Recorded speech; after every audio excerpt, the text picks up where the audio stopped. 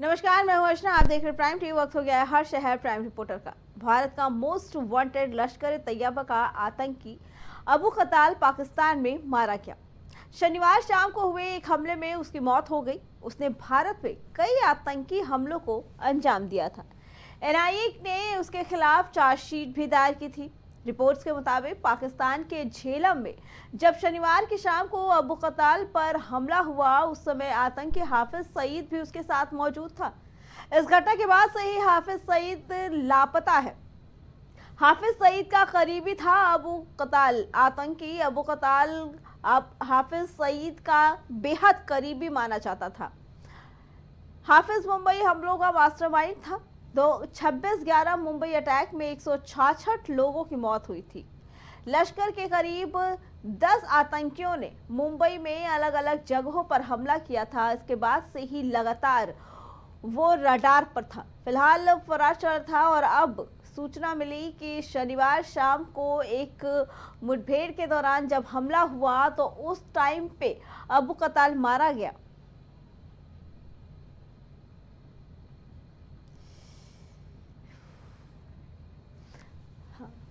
इसी पे आगे जानकारी देने के लिए हमारे साथ हमारे संवाददाता राजेश जुड़ चुके हैं।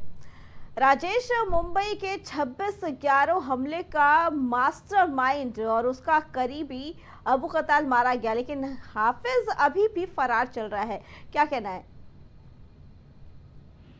अर्चना, जिस तरीके से पाकिस्तान के झेलम में अबू कताल की मौत हुई है, तो गोली मारकर हत्या की गई है, तो बताया जाता है कि अबू कताल जो है हाफिज सईद जो है मास्टरमाइंड हाफिज सईद है। और हाफिज सईद जो है भारत का मोस्ट वांटेड, आपको बता दें कि अबू कताल भी मोस्ट वांटेड था, जो झेलम पाकिस्तान के झेलम में गोली मारकर हत्या कर दी गई। लेकिन सबसे बड़ी बात यह है कि भारत का मोस्ट वांटेड इसलिए है क्योंकि उसने 26/11 हमले का मास्टरमाइंड था, और उसने जो है उसके ऊपर भारत में कई मुकदमे दर्ज हैं। साथ ही साथ आपको बता दें जो अबू कताल है वो उसके ऊपर जम्मू कश्मीर में कई मुकदमे दर्ज हैं और कई घटनाओं को अंजाम दिया है अबू कताल ने।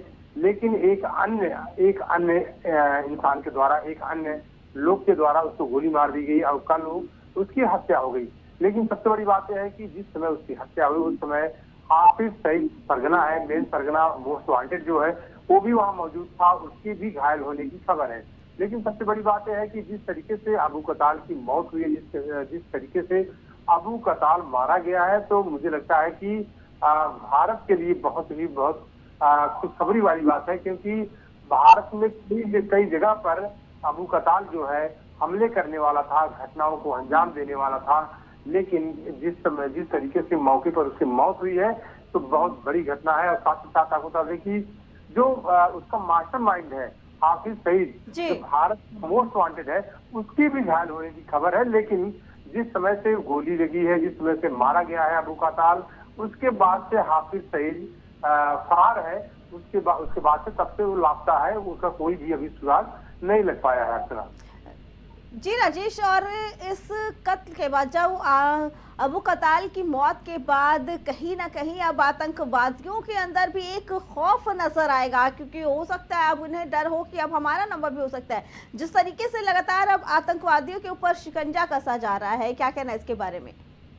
बिल्कुल अर्चना, जिस तरीके से देखा जाए तो आतंकियों का लगातार शिकंजा कसता हुआ नजर आ रहा है। अगर भारत की तरफ से बात किया जाए तो भारत भी आतंकी घटनाओं को लेकर बिल्कुल पूरी तरीके से चाक चौबंद व्यवस्था की है। साथ ही साथ आपको बता दें कि आतंकियों को लेकर तमाम जो आतंकी हैं, चाहे पाकिस्तान के हो या अफगानिस्तान के, कहीं के भी हो, उनके खिलाफ सख्त कार्रवाई होने के लिए सघन अभियान चलाया जा रहा है। साथ ही साथ आप बता दें कि भारत ही नहीं बल्कि बता दें आपको कि भारत के साथ साथ में और भी कई देश हैं जो मिलकर एक अभियान चला रहे हैं आतंकियों के लेकर, आतंकियों को खात्मे को लेकर।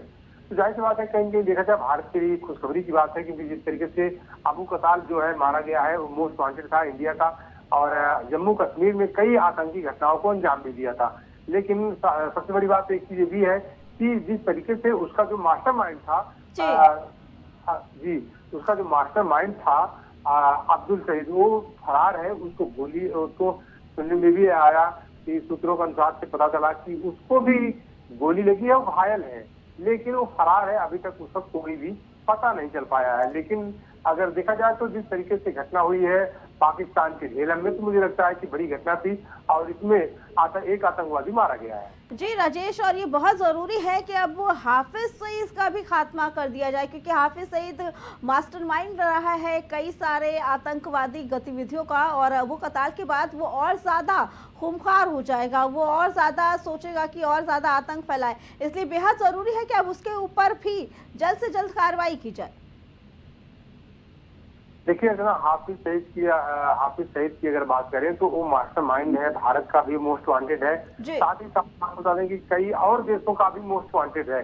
मुझे लगता है कि वो छुप छुप कर रह रहा है पाकिस्तान में भी, लेकिन मुझे लगता है कि अगर जिस तरीके से बताया गया कि जिस सूत्रों के अनुसार से जो खबर मिली कि शायद वो भी घायल है, मुझे लगता है कि चाहे भारत हो, चाहे उसके साथ में अमेरिका हो, कई देशों की निगाहें इसके अब्दुल सईद के ऊपर है। तो मुझे लगता है कि इसको खोजने की पूरी कोशिश की जाएगी, क्योंकि वो घायल बताया जा रहा है। लेकिन अभी फिलहाल की अगर बात करें तो अभी फिलहाल अब्दुल सईद अभी वो फरार है, अभी उसका कोई पता नहीं चल पाया, वो लापता है अभी। जी राजेश, आपका बहुत बहुत धन्यवाद। तो भारत समेत कई देशों का वांछित आतंकवादी, कई देशों का मोस्ट वांटेड जो सबके रडार में था, वो उसका मास्टरमाइंड अब हाफिज सईद अभी फरार चल रहा है। बताया जा रहा है उसे गोली लगी है, लेकिन उसका राइट हैंड जो बेहद करीबी माना जाता है अबू कताल, वो मारा गया है।